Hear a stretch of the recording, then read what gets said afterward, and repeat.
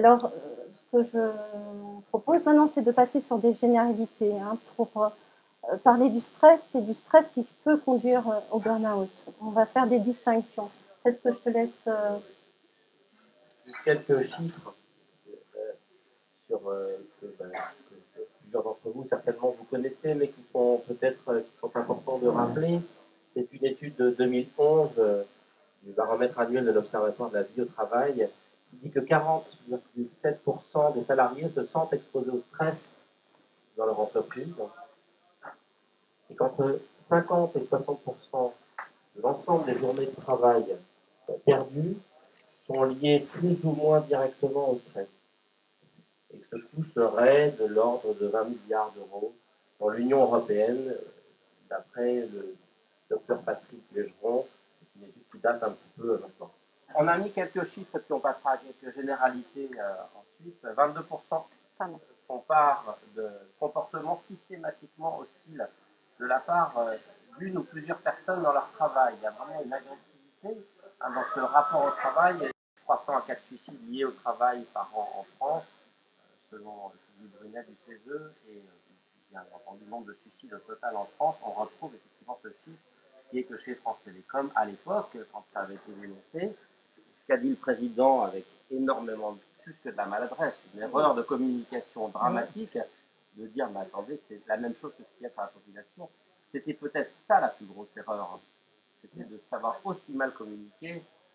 Quand on a fait autant d'études, en tout cas, ça a plongé la France dans un dédale de catastrophes qui s'enchaînent et qui ne sont pas terminées par rapport à cette panique généralisée.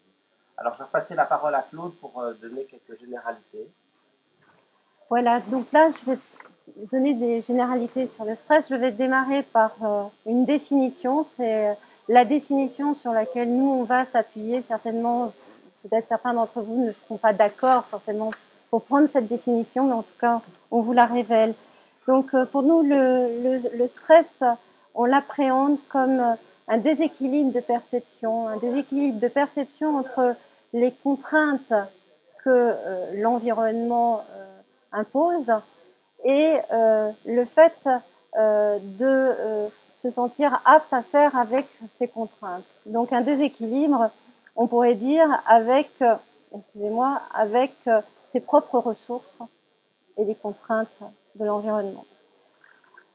On va nous distinguer deux natures de stress différents avec des conséquences différentes. On va parler d'un stress qui surgit, un événement traumatique. Ça peut être un accident de travail, une explosion, ça peut être un tout type, mais ça peut être aussi un licenciement. Tout d'un coup, un événement qui chamboule la perception de sa situation et de son avenir. Et donc, évidemment, qui va provoquer un stress aigu. Ce genre de stress et d'événements, si la personne n'arrive pas à les réguler, peut déboucher sur du stress post-traumatique. Alors là, on ne va pas déployer ce qu'est ensuite le stress post-traumatique, mais qui proviendrait, en tout cas, de la gestion, de la régulation d'un événement en particulier traumatique. Et puis, un autre type de stress qui est un stress plutôt par accumulation d'événements. Donc, une réorganisation, un changement de chef, etc., jusqu'à un moment donné où il y a une dernière goutte d'eau dans le fait de tenir avec tous ces événements qui vont faire tout d'un coup surgir du stress aigu. Et donc, ce serait un stress par effet d'accumulation. Et ce stress-là pourrait conduire et conduit selon nous sur le burn-out. Alors, on en arrive à définir le burn-out. Le burn-out, c'est important de donner des définitions parce que, comme vous le rappeliez tout à l'heure, c'est un mot qui est devenu un mot du langage commun. Et quand quelqu'un se sent pas bien, un peu déprimé, enfin, on va dire qu'il fait un burn-out. Enfin, c'est un mot qui devient galvaudé. Donc, qu'est-ce que c'est que le burn-out ? Donc, Freudenberger est celui qui a donner, étudier pour la première fois, faire émerger ce concept, c'est un épuisement des ressources internes de l'individu, la diminution de son énergie, de sa vitalité, de sa capacité à fonctionner, qui résulte d'un effort soutenu déployé par cet individu pour atteindre un but irréaliste, et ce, en contexte du travail. Les premières études ont porté sur des soignants, et donc toutes les professions d'aide sont plus soumises, même si elles n'ont plus ce privilège-là. Mais donc du coup, nous sommes tous de très bons candidats à cette pathologie-là. Alors maintenant, on va vous donner, nous, notre vision du burn-out et de la dynamique du burn-out. Pour nous, le burn-out, c'est vraiment un trouble de l'adaptation. C'est-à-dire qu'on va s'adapter, mais et on va y arriver, jusqu'à un moment donné où on n'y arrive pas. Le problème, c'est qu'en s'adaptant, on est défensif d'une certaine manière, et qu'en s'adaptant, on n'arrive pas à construire quelque chose qui fait qu'on s'adapte mieux, donc qui fait qu'on soit dans des actions, vous voyez, qui nous permettent vraiment de nous sentir maîtriser le mieux possible ce qui nous arrive. Donc, des caractéristiques sur les personnes qui sont en burn-out. Les caractéristiques, c'est qu'en général, ces personnes ont des idéaux très élevés. Donc, effectivement, dans les métiers de la santé, on voit, souvent c'est par vocation, on veut participer à la santé, à la guérison. Évidemment, ces idéaux peuvent être très relayés par, on pourrait dire, la culture d'entreprise, la culture de la société, etc., le culte de l'excellence. Une deuxième caractéristique très importante à noter, c'est que souvent les personnes qui sont victimes de burn-out sont dans un déni de leurs propres limites. En fait, c'est des personnes qui sont persuadées qu'elles peuvent atteindre l'horizon. Et en fait, elles nagent vers l'horizon. Et évidemment, qu'est-ce qui se passe? Elles nagent vers l'horizon. Voilà, on finit par couler. Mais le fait d'être dans le déni de ses propres limites, c'est fait aussi qu'à un moment donné, on vit au-dessus de ses moyens. Quand on vit au-dessus de ses moyens, on finit par trouver la faillite personnelle. Et en fait, autre caractéristique des candidats au burn-out, c'est qu'elles sont aussi, dans leur manière d'organiser et de gérer leur vie, une fabrique à désillusions. C'est un peu ce qu'on vous a montré dans le piège dans lequel était tombé Cédric. Et que de désillusion en désillusion, les échecs permanents, les troubles, à un moment donné, de sentir ses propres limites, malgré tout, va effectivement avoir un degré de difficulté plus fort qui va être la perte de sens et d'envie. Donc là, on est vraiment dans la dynamique et dans le processus avec des étapes finalement qui vont au fur et à mesure apparaître avec le temps. Donc, on pourrait dire que les personnes qui sont vraiment dans une dynamique de burn-out, en général, fréquentent peu les médecins. Parce que justement, il y a cette problématique de déni. La seule chose qui les intéresse, ce serait qu'on puisse leur apporter les moyens de satisfaire le fait qu'elles soient toujours plus fortes. Ça les intéresse. Mais dès lors qu'on va pointer le fait qu'elles sont fragiles, là, ça les effraie, mais au plus haut point. Il n'en est pas question pour elles. C'est ça la difficulté avec ces personnes-là. Le concept de tentative de solution, mais aussi du côté de l'entourage. Donc, ce que je voudrais juste préciser sur ce concept-là, quand il est dysfonctionnel, c'est qu'il révèle nos ambivalences. Les tentatives de solution que je vais vous proposer, elles ne sont pas fonctionnelles quand on remarque qu'elles ne sont pas efficaces. Sinon, évidemment, il s'agit de les mettre en place. Donc, la première habituelle, ça va être de conseiller la personne. De conseiller, de lui dire ménage-toi, sois raisonnable, il ne faut pas se mettre la rate au courbouillon pour des histoires de travail quand elles sont pleines. Ils ne sont pas forcément... non. Je crois que la vraie difficulté, c'est que ces gens-là ne veulent pas s'arrêter et souvent ils ont raison. Tout à fait. S'ils s'arrêtent, ils sont grillés. S'ils s'arrêtaient, ou certains se sentent vraiment mal s'ils s'arrêtaient, effectivement, il y avait ce risque d'être là, dévoilé comme fragile, avec toutes les conséquences que ça pourrait avoir. Donc en fait, ça produit une peur et ça peut du coup produire une motivation pour voir s'il n'y a pas un moyen d'envisager différemment sa situation avec un professionnel des questions plutôt psychologiques et relationnelles. Et donc, dans ces conditions-là, ça favorise l'entrée dans le processus thérapeutique pour faire, d'une certaine façon, tomber la personne avant même qu'elle ne tombe malgré elle, c'est-à-dire vraiment par la voie de la maladie qui la retire du travail.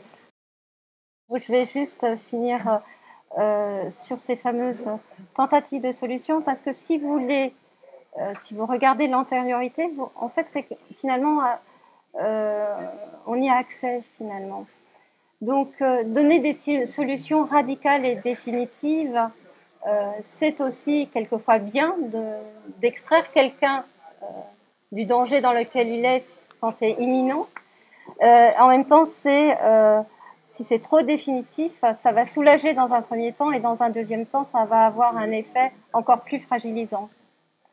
Et enfin, ce qu'on voit beaucoup en entreprise, c'est dans le fait d'ignorer le problème. C'est-à-dire que comme on n'a pas de solution, eh bien on fait comme si ça n'existait pas. Et comme si ça n'existait pas, eh bien à un moment donné, ça peut devenir vraiment problématique. C'est le cas d'ailleurs que vous avez évoqué dans l'administration, les conseils régionaux, tous les problèmes de harcèlement, de burn-out, etc. Alors eux, c'est les champions on n'en parle pas.